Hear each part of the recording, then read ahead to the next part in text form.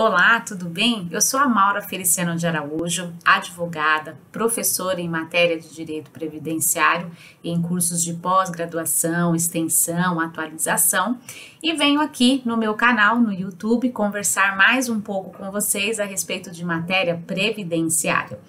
O objetivo deste canal é falarmos sobre previdência social de uma forma muito simples, de uma forma objetiva e direto ao ponto, uma vez que faz parte deste canal pessoas, colegas, amigos e também a sociedade de um modo geral, ou seja, todos estão buscando informação previdenciária porque todos querem ter a proteção da previdência social quando necessário.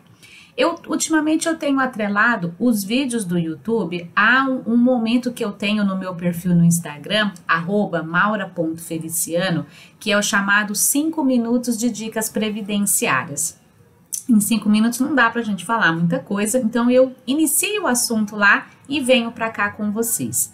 E hoje eu tratei nestes 5 minutos sobre a sentença trabalhista e o impacto, o reflexo que ela tem dentro do direito previdenciário, especificamente dentro do serviço que nós oferecemos, que é o serviço de planejamento previdenciário. Quando você, colega, entrevistar o seu cliente e principalmente você identificar no CNIS que existe uma distância muito grande, ou talvez até nem tão grande, mas que existe um intervalo entre um vínculo empregatício e outro, entre um vínculo como contribuinte individual e um retorno como empregado, questione o seu cliente o que ele fez neste intervalo. Ele tanto pode ter continuado na informalidade e trabalhava, mas não recolhia, este é um ponto para outro dia, ou ele pode o quê? Ele pode ter sido empregado de uma empresa que não anotou a sua carteira de trabalho e dali ele precisou buscar a Justiça do Trabalho para o reconhecimento daquele vínculo empregatício. Se a depender de como este processo trabalhista ele foi instruído, é muito provável que você, colega que está fazendo o planejamento previdenciário, você que está fazendo a contagem do tempo de contribuição do seu cliente, pode ser que essa sentença, este processo trabalhista, ele seja muito interessante para contagem do tempo de contribuição. E tudo que o nosso cliente atualmente quer é o quê? É se aposentar. Preferencialmente com as regras do direito adquirido até o dia 13 de novembro de 2019, quando houve a mudança pela emenda número 103, tá certo? A instrução normativa, ela traz informações ao servidor, né? Ela traz ali a conduta ao servidor, mas a gente usa, né, esta fundamentação a partir do artigo 71. Vai do 71 até o 75. São 5 artigos dispondo sobre essa matéria, 5 minutos que valem muito a pena uma leitura bastante atenta e eu separei alguns pontos para a gente conversar, inclusive sobre algo que está previsto agora no Decreto 3048. A sentença trabalhista sozinha, ela pouco importa para o servidor. E por que eu digo pouco importa? Porque nos termos da instrução normativa número 77, este processo trabalhista ele tem que ter sido instruído com início de prova material, ou seja, aquele processo trabalhista que tenha sido instruído unicamente com provas testemunhais, num primeiro momento, ela não é aceita administrativamente para integrar ali o tempo de contribuição do nosso cliente.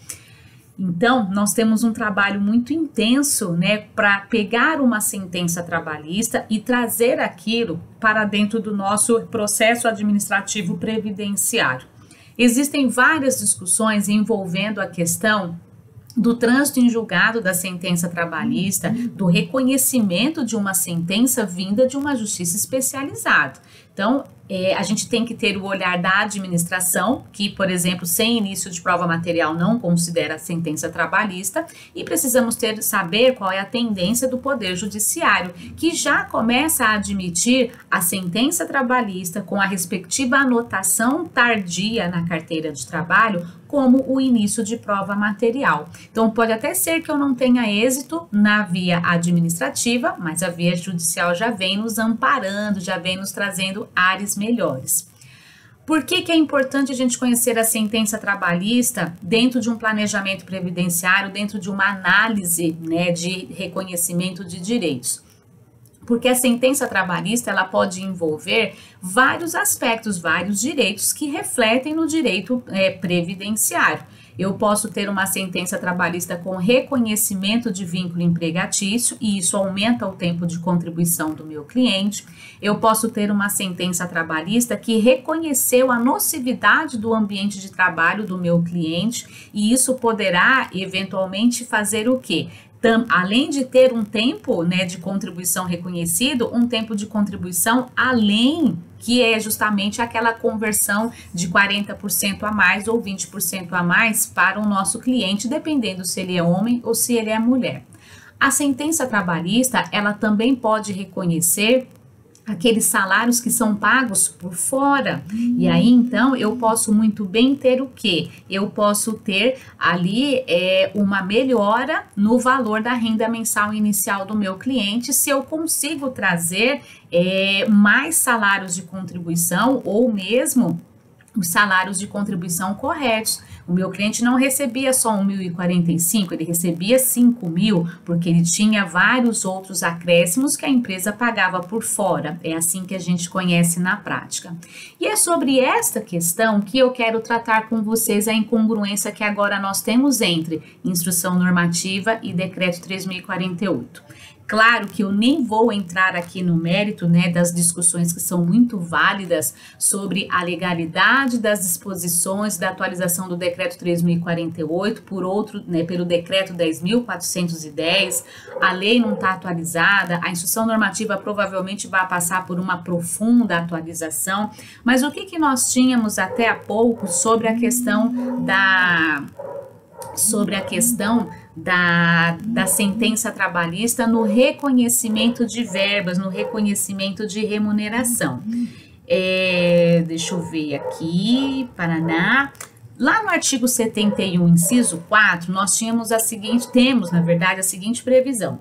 Tratando-se de reclamatória trabalhista transitada em julgado, envolvendo apenas a complementação de remuneração de vínculo empregatício devidamente comprovado, o celular está tocando, só um minutinho, não será exigido início de prova material independente da existência de recolhimentos correspondentes. Ou seja, a instrução normativa ela traz a seguinte orientação para o servidor.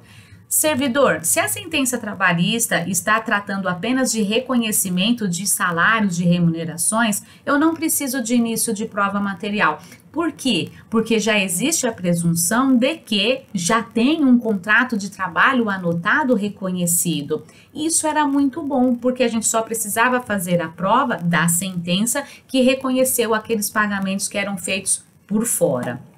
E aí, para nossa surpresa, vem o Decreto 3.048, artigo 144, parágrafo único, com a seguinte redação. A inclusão, a exclusão, a ratificação e a retificação de vínculos, até então normal, remunerações e contribuições, ainda que reconhecidos em sentença trabalhista transitada em julgado, dependerão da existência de início de prova material contemporânea dos fatos. Nós já sabíamos pela instrução e pelo decreto que, em se tratando de reconhecimento de vínculo, seria necessário sim o início de prova material, né? Guardadas as discussões na esfera judicial. Agora, exigir início de prova material de algo que já está presumido, ou seja, de algo que já existe ali, a comprovação que é o vínculo empregatício, isso nos parece totalmente, né, aqui, contrário àquilo que a gente já tinha, né, em mente, aquilo que a gente já praticava e que é o que eventualmente poderá trazer mais demandas, né, a partir de um processo administrativo em que o INSS não reconheça essas contribuições, essas remunerações pagas por fora, reconhecidos em sentença trabalhista. Ou seja, vale muito a pena toda a nossa dedicação, todo o nosso estudo, comparar os textos legais, tá certo? A instrução normativa, o decreto, a lei, a Constituição e a gente trabalhar bastante nesse sentido. Cliente, quando você for conversar com o seu advogado, se você se lembra, se você já sabe de um processo trabalhista, leve essa informação para ele, vai ajudar bastante o seu profissional de confiança. Gente, até o próximo vídeo.